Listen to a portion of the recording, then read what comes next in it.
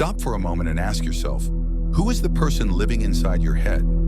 You've been running a marathon for years without ever leaving your bed, trapped in a relentless cycle of what-ifs, past regrets, and future anxieties that haven't even happened yet. And the truth is, this mental noise is precisely why you feel so exhausted, despite doing nothing at all. You are not tired because of your work.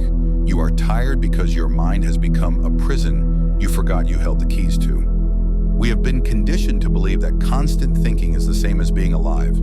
But in reality, your mind is just a tool, a sharp blade that you've been carrying in your hand for so long that you've started to cut yourself. Imagine a snow globe. When you shake it, the world is a blur of glitter and chaos, and that is your mind in its normal state, noisy, cluttered, and frantic. But clarity doesn't come from shaking it harder or trying to solve the chaos. It comes from setting the globe down and letting the dust settle on its own. You are not the voice in your head. You are the one who hears it. When a thought says, "I am not enough," that is just a cloud passing through the sky. But you have mistaken yourself for the cloud instead of realizing you are the vast, unchanging sky behind it. The most successful, grounded, and magnetic people on this planet aren't the ones who think the most. They are the ones who have mastered the art of silence. They understand that real intelligence doesn't shout. It whispers in the gaps between thoughts. This is the secret of self-awakening. Realize that 90% of what you worry about is just a recycled simulation of yesterday's fears. You don't need another self-help book or another productivity hack. You need to give yourself permission to stop narrating your life and start experiencing it. Presence is the only place where peace exists, because in the now, there are no problems, only breath, only stillness, and only you. The moment you stop reacting to every mental notification is the moment you become free. So the next time the noise gets too loud, don't fight it. Just step back, observe it like a distant storm, and remember that you are the space in which the storm happens, not the storm itself. If you felt this shift in your soul, leave a comment saying, "I am not my thoughts," and protect your peace like it's the only gold you'll ever own, because it is. Think about how much energy you waste every single day arguing with people in your head who aren't even in the room. You rehearse your defense, you sharpen your wit, and you relive the pain of a situation that ended years ago. This is the ultimate drain on the human soul. We are living in a society that treats mental exhaustion like a badge of honor, but real wisdom is found in the ability to switch the mind off. Your brain is a survival mechanism. Its job is to scan for threats, not to make you happy. If you let it run on autopilot, it will keep you in a state of low-level anxiety forever, because it thinks that by worrying, it is protecting you. But you are not a caveman running from a predator anymore. You are a being of light trying to find meaning in a world of distraction. The greatest illusion of the modern age is the belief that more information leads to more clarity. It doesn't. We are drowning in data, but starving for presence. We scroll through endless feeds, absorbing the thoughts of strangers, and then wonder why our own inner voice is so fragmented. To awaken is to realize that you don't need more answers. You need fewer questions.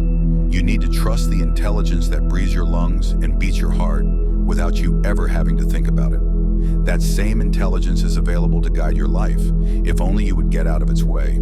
Consider the difference between a lake in a storm and a lake at dawn. In a storm, the surface is broken, reflecting nothing but chaos. At dawn, when the air is still, the lake becomes a perfect mirror of the heavens. Your mind is that lake. When you stop the internal chatter, you begin to reflect the truth of who you really are. You start to notice the subtle beauty you've been ignoring, the way the light hits a leaf, the rhythm of your own pulse, the profound peace that exists in the simple act of existing. This journey towards stillness is not a passive one. It is the most courageous thing you can do. It is easy to stay busy. It is easy to stay distracted. But it takes immense strength to sit with yourself and realize that you are enough exactly as you are, without any accomplishments, without any labels, and without any thoughts. You were not born to be a data processor. You were born to be an experiencer of reality.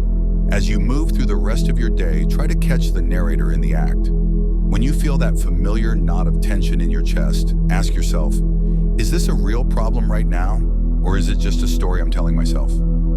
9 times out of 10, it's just a story. And stories can be rewritten, or better yet, they can be let go of entirely. True freedom is not having the best thoughts. It is no longer being a slave to them. Imagine walking into a room and not needing to have an opinion about anything. Imagine looking at your reflection and not hearing a single judgment. Imagine a life where you move with the grace of water, flowing around obstacles instead of crashing against them. This is the promise of a quiet mind. It is a superpower that no one can take from you. It is the gold that has been sitting at the bottom of your soul all along, waiting for the noise to stop so it can finally shine. You are the witness, the observer, the silent space where life unfolds. Stay there, rest there, because the world doesn't need more busy minds.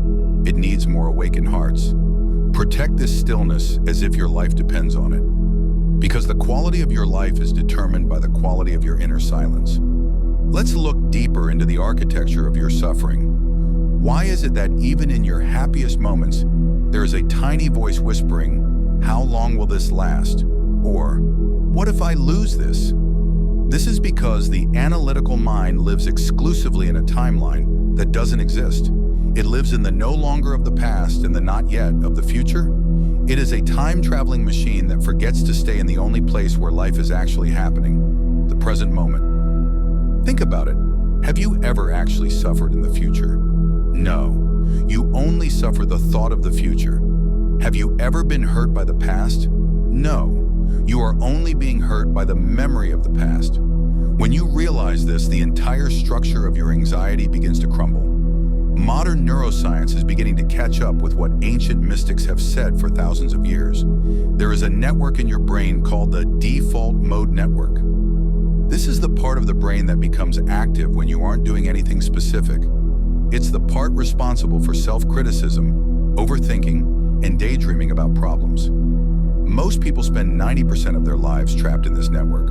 But when you practice presence, when you focus entirely on the sensation of your feet hitting the floor or the cold air entering your nostrils, you literally flip a switch in your brain. You move from the default mode to the task-positive network. In this state, the ego disappears. The me who has problems, a history, and a shaky future vanishes. And all that remains is the pure, raw experience of being alive. This isn't just spiritual talk.